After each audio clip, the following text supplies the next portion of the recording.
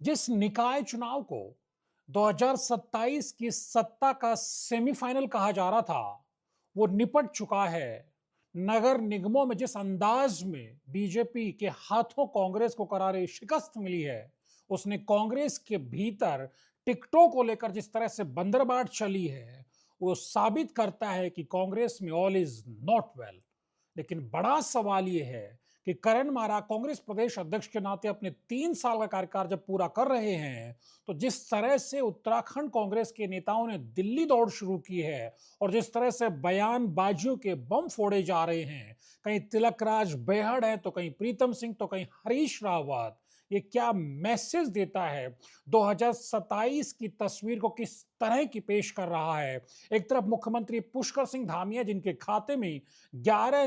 नगर निगमों में से 10 में प्रचंड जीत है, तो दूसरी तरफ जिस तरह से 38वें नेशनल गेम्स मुख्यमंत्री धामी ने आयोजित कराए हैं और फिर शुरुआत उद्घाटन में प्रधानमंत्री नरेंद्र मोदी, तो समापन में गृह मंत्री अमित शाह ने जिस तरह से धामी की पीठ थपथपाई है, ये मैसेज साफ करता है कि 2027 की लड़ाई के लिए बीजेपी का दाव मुख्यमंत्री धामी पर होना है, मोदी शाह का दाव मुख्यमंत्री धामी पर रहने वाला है। तो क्या कांग्रेस में प्रदेश अध्यक्ष बदल दिया जाएगा? क्योंकि कांग्रेसी कॉरिडोर्स के भीतर यह चर्चा चलने लगी है कि हरीश रावत ने ठाना है अब करण माहरा को जाना है, लेकिन करण माहरा मजबूती से पैर रोपे खड़े हैं, क्योंकि काजी निजामुद्दीन से लेकर बहुत सारी कांग्रेस की ताकत करण माहरा के पक्ष में भी है। तो बड़ी ताकतें करण माहरा को उखाड़ फेंकना भी चाहती हैं। 27 की लड़ाई के लिए नए संगठन के कमांडर का इंतजार कर रही हैं। ये कांग्रेस के भीतर की तस्वीर है, लेकिन कांग्रेस और बीजेपी की इस तस्वीर के इतर एक तीसरी तस्वीर भी उभर रही है।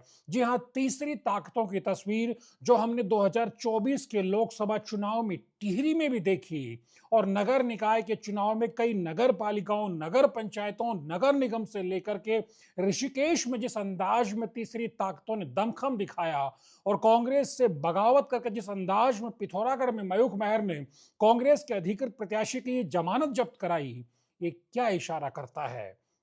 क्या कांग्रेस और बीजेपी की आमने सामने की लड़ाई अब 2027 में नहीं हो रही है? उसमें तीसरा फैक्टर भी बड़ा काम करने वाला है, क्योंकि जो तीसरी ताकतें हैं, खास तौर पर जो युवा चेहरे बॉबी पवार और मोहित डिमरी, लुसन टोडरिया, और जिस तरह से चुनाव लड़ा केदारनाथ में, ये बताता है त्रिभुवन सिंह चौहान का चुनाव भी कि पॉकेट दर पॉकेट, विधानसभा सीट दर सीट बहुत सारे तीसरे चेहरे सामने आ रहे हैं, जो बीजेपी और कांग्रेस के लिए परेशानी का सबब 2027 में बन सकते हैं। खास तौर पर मोहित डिमरी और बॉबी पवार बड़ी चुनौती बीजेपी के लिए तो बन ही रहे हैं, उससे कहीं ज्यादा बड़ी चुनौती मुख्य विपक्षी पार्टी कांग्रेस के लिए बन रही है, क्योंकि कांग्रेस में यह माना जा रहा था कि 2022 में उसे सत्ता मिलने वाली है, क्योंकि बारी बारी सत्ता में भागीदारी का सिद्धांत जो चला आ रहा था 4 चुनाव में, लेकिन वो 22 में पलट जाता है। अब कांग्रेस के दिग्गजों को लगता है कि जब 2027 में चुनाव होगा,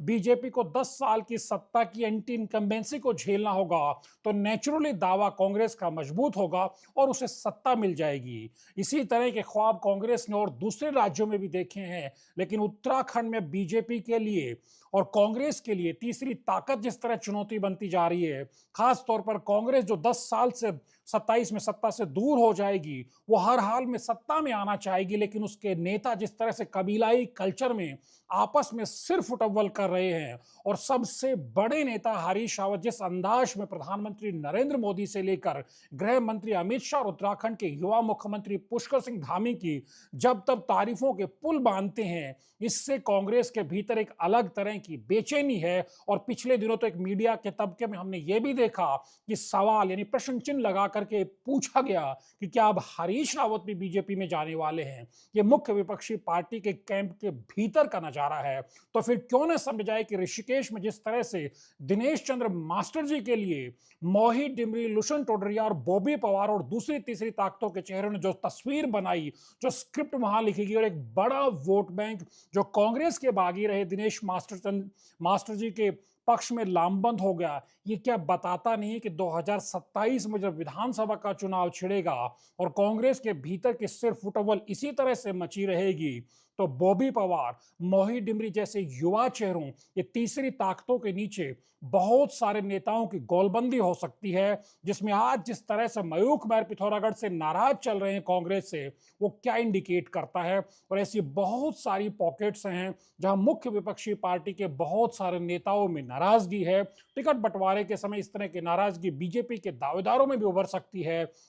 लेकिन जिस अंदाज में दिल्ली में केजरीवाल को निपटाने के चक्कर में कांग्रेस ने चुनाव लड़ा, क्योंकि कांग्रेस का आरोप था कि हरियाणा, गुजरात, गोवा में केजरीवाल ने भी उसके साथ यही किया, तो क्या समझ जाए कि अब वक्त आ गया है उत्तराखंड में मुख्य विपक्षी कांग्रेस पार्टी ये समझे कि अब जमीन पर बीजेपी वर्सेस कांग्रेस की लड़ाई 2027 में नहीं होने वाली है, बल्कि इस लड़ाई, आमने सामने की लड़ाई में जो तीसरी ताकतें हैं, मोहित डिमरी, बॉबी पवार, त्रिभुवन सिंह चौहान और बहुत सारी ताकतें, वो भी अपना स्टेक क्लेम करने वाली हैं। तो क्या वक्त आ गया है कि कांग्रेस के जो नेता हैं उनको समझना पड़ेगा, उस सियासी जन्नत की हकीकत को समझना पड़ेगा कि वो दिल्ली में अपने बूते तीसरी बार चुनाव लड़ती है तो वो शून्य स्कोर करती है, और अब उत्तराखंड की जमीन भी उसके लिए उस तरह की नहीं रही है कि बीजेपी के खिलाफ अगर सत्ता विरोधी माहौल होगा तो सीधा फायदा कांग्रेस को ही मिलेगा। ये कांग्रेस के सामने बहुत बड़ा प्रश्न है, और कांग्रेस के राष्ट्रीय नेतृत्व के सामने उससे भी बड़ा प्रश्न है कि वो करण माहरा को कंटिन्यू करते हैं 27 तक,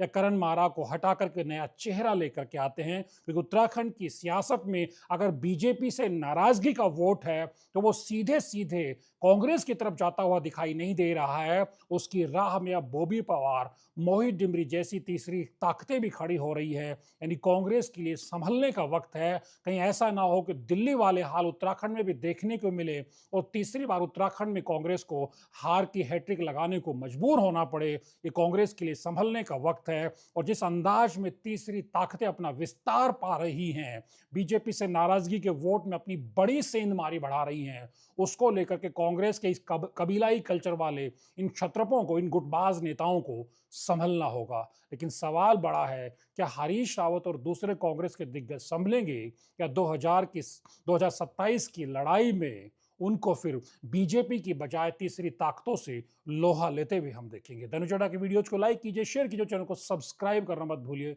नमस्कार।